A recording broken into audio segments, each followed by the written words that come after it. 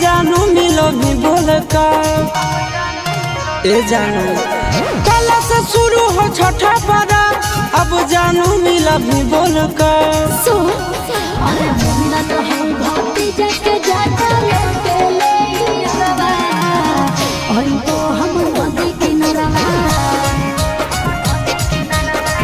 और तो हम नदी किनारा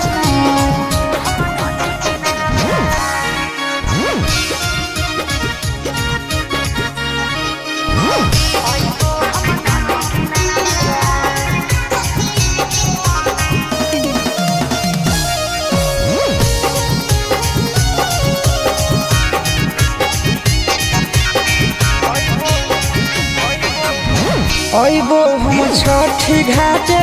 ले के दौरा माथे सेल्फी खिंचबै दोनों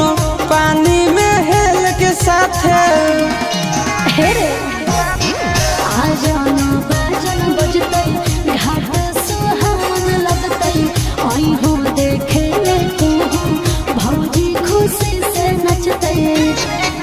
संग के अइबी की भोरे में गे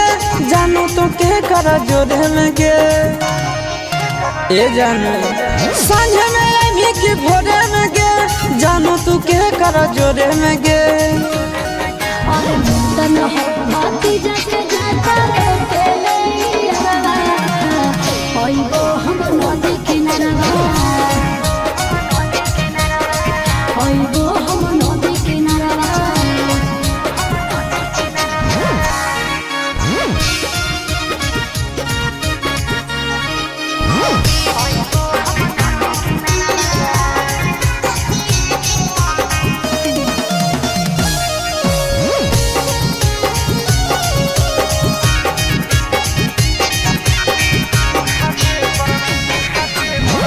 घाटे पर करी हम भेटा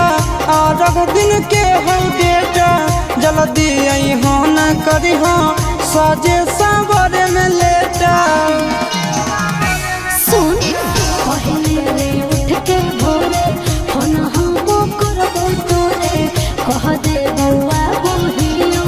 घाट मम्मी के जोरे आगे साथ में रहता हूँ चिंटू आशीष मिले के मौका न करी हो मिस ए जानू आगे साथ में रहता हूँ चिंटू आशीष मिले के मौका न करी हो मिस अरे मुंडन हो